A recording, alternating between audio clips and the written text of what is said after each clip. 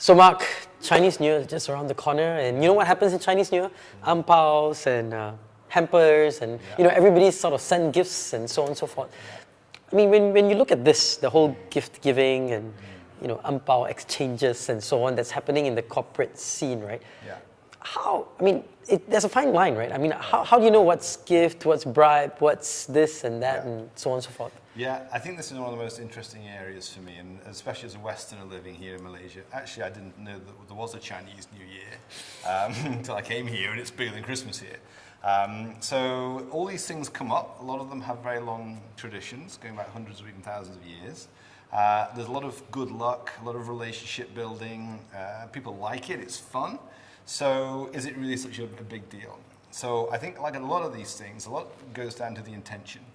So is it done with a genuine intent just to do something nice for somebody you know, you've been working with them, they're a good client, you want to encourage that relationship?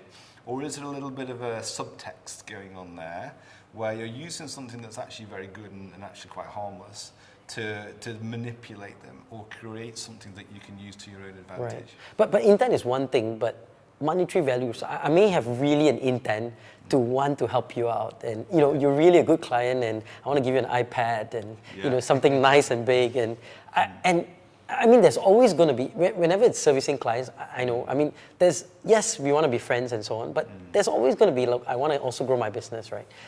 So how do you draw is there a monetary value, or is there a kind of indication that tells us that this is no and this is yes and this is okay and this is not? Yeah. So I think monetary value is usually the key. So so if it's a hamper and it comes into the office and it's got oranges and some other food items and no problem, and it's done, it's spread around, everyone sees it, and that's it. I don't think there's a problem with that.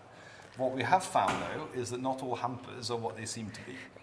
And I was actually having this quite vigorous debate with a director at a briefing I was doing, and he was, oh, they're fine, what's the problem? And then a woman came up to me afterwards and said her nephew had received a hamper with 5,000 ringgit in cash in a jar inside, buried, where no one could see it.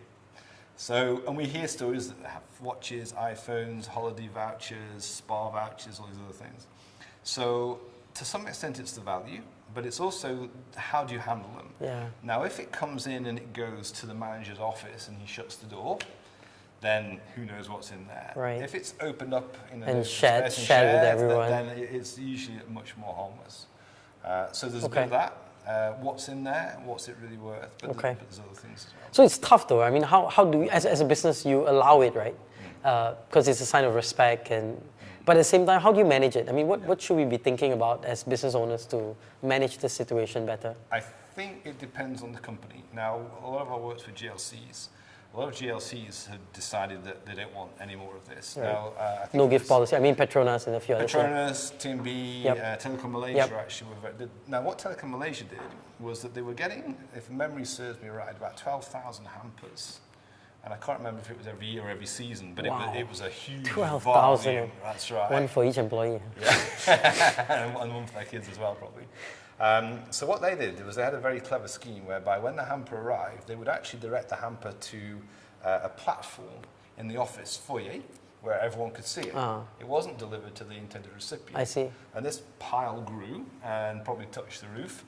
But what TM did says anyone can help themselves as long as it's done transparently. But because people were a bit unsure, no one did.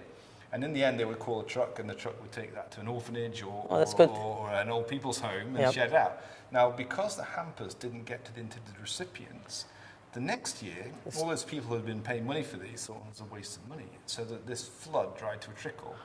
And that's when they introduced the no gifts policy. I see. And then people accepted it, because they actually understood why it was actually such an issue. Right. And that communication was very critical. That's a good story. Well, thanks, Mark. Appreciate it. Anytime. Happy Chinese New Year. Happy Chinese New Year. Enjoy celebrating and collecting your millions of ang paos. Yeah, I'm looking forward to that. All right. Thanks.